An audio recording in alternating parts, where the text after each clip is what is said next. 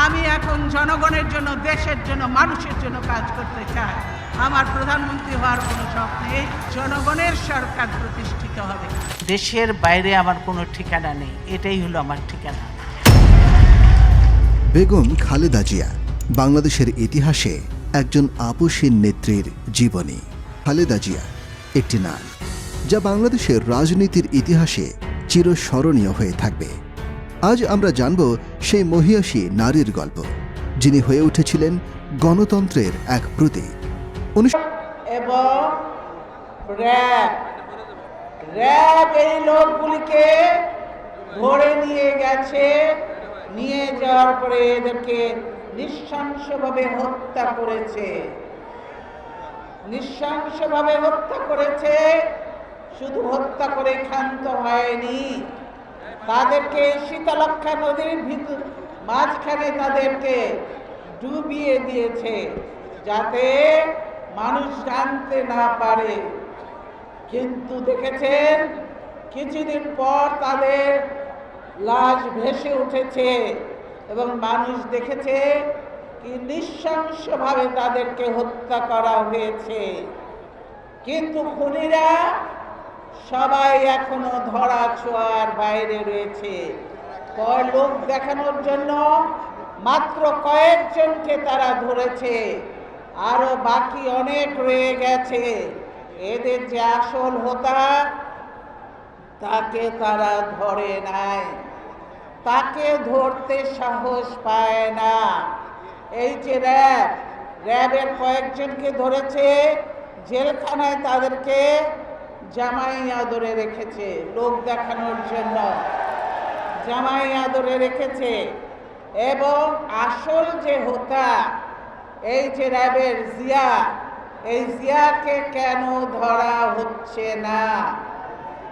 জিয়াকে ধরে না, কারণ জিয়াকে ধরলে শুধু নারায়ণগঞ্জের 11 হত্যা নয়, বাংলাদেশে যত গুম খুন হত্যা হয়েছে সব কিছু বেরিয়ে পড়বে এই জিয়াকে ধরলে, এবং সেজন্যই ধরা হচ্ছে না।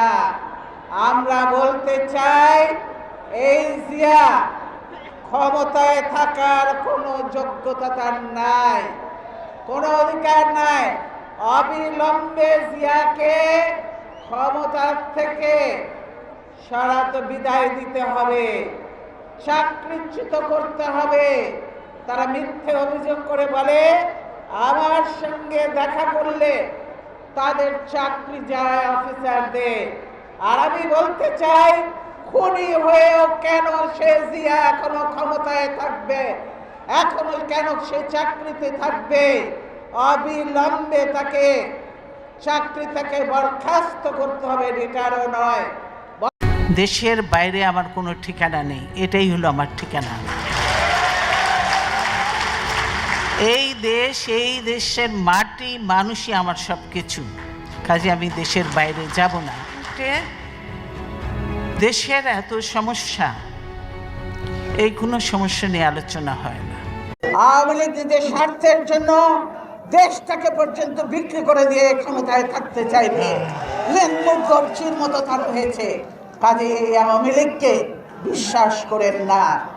সাপকেও বিশ্বাস করা যায়, কিন্তু আওয়ামী লীগকে বিশ্বাস করা এই হলো আওয়ামী লীগের চেহারা।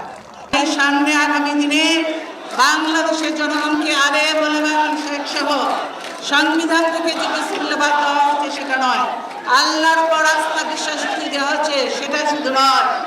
আজকে বাংলাদেশ রক্ষা পেলে, কালে গণতন্ত্র রক্ষা পেলে এই সংবিধান হলো আওয়ামী লীগের একটি ইশতেহার। এই সংবিধানকে সেই দিন জনগণের সরকার আসবে, সেই দিন এই সংবিধানকে ছুঁড়ে ফেলে দেওয়া হবে।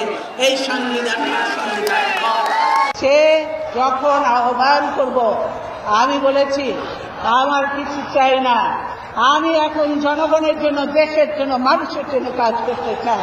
আমার প্রধানমন্ত্রী হওয়ার কোনো শখ নেই, আমার কোনো মন্ত্রী হওয়ার শখ নেই।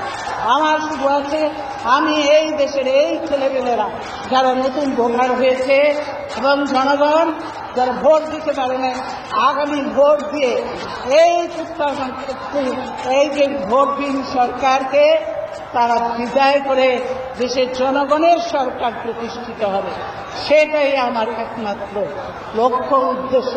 সেজন্যই আমি আন্দোলন করছি এবং আগেও আমি আন্দোলন করেছি। এই পার্লামেন্ট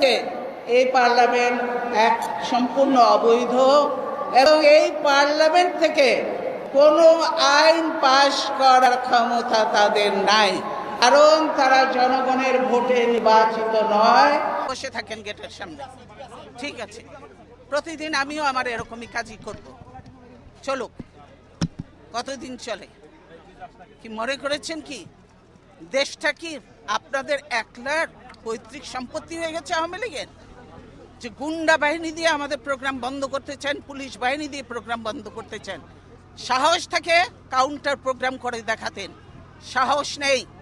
10টা লোকও আসে না, ভাড়াটিয়া লোক ভাড়া করে ডিসিএসপি দিয়ে লোক আনায়, বুঝি এটা না হলে এরকম এত করুণ পরিণতি হয়।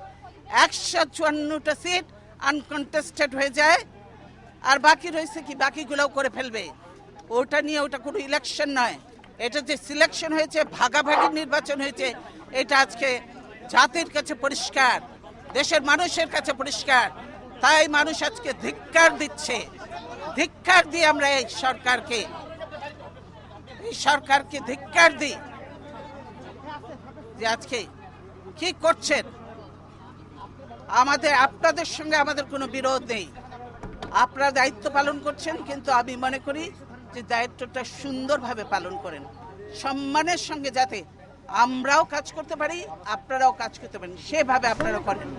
আপনাদের সঙ্গে আমাদের কোনো বিরোধ নেই, পুলিশ বাহিনী, কিন্তু এটা তো ঠিক নয় যে আমাকে আমার বাড়ির ঠিক বেরোতে দেবেন না, এটা তো ঠিক নয়, এটা তো ঠিক নয়। সেটা আপনাদের যে অফিসার ছিল সে গেল কোথায়? তার সাথেই তো আমি কথা বলতে চেয়েছি, কেন আমার পথ আটকিয়েছে, কিন্তু সে কোথায়, কেন সে আসছেন এখন সামনে? এতক্ষণ তো অনেক কথা বললেন, আপনি কি এখন মুখটা বন্ধ কেন? এই যে মহিলা, আল্লাহর গজব করবে, আপনারা যা শুরু করে দিয়েছেন। কতগুলো আলেমকে হত্যা করেছেন, এতিমকে হত্যা করেছেন, কতগুলো বিডিআর অফিসারকে হত্যা করেছেন। সেদিন কি কোথায় ছিল হাসিনা?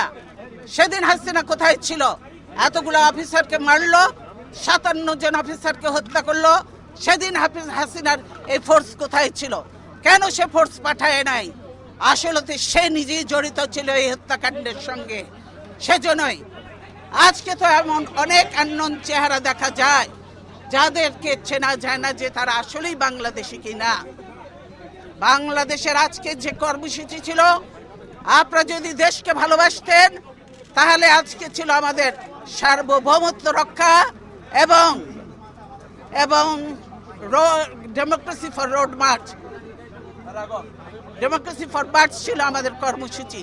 তো গণতন্ত্র চাবেন না, দেশ রক্ষা করতেও চাবেন না, গোলামি করবেন, দালালি করবেন, এই গোলামি তো রাখবে না।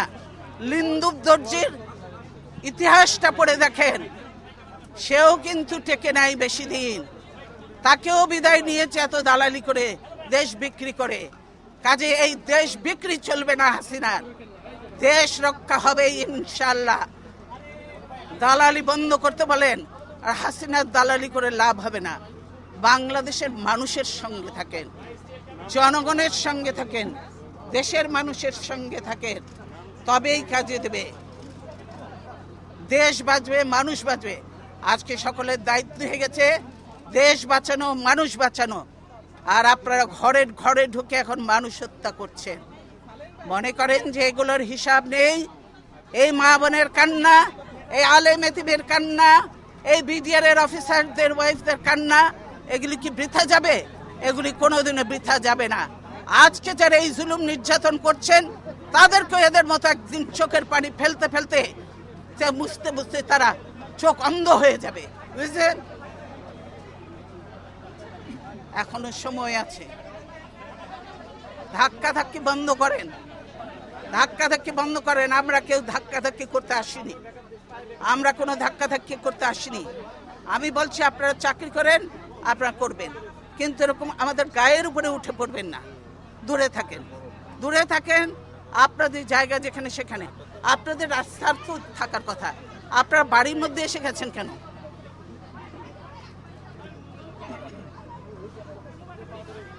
কি আপনাদের মেয়েরা তো ঝগড়া করে কেন? হ্যাঁ মেয়েরা চুপ করো। কয়দিনের চাকরি হয়েছে যে এত কথা বলো?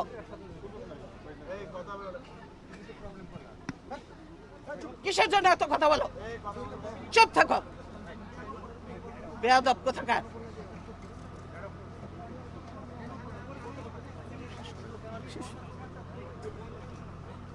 আপনার অফিসার কোথায় গেল?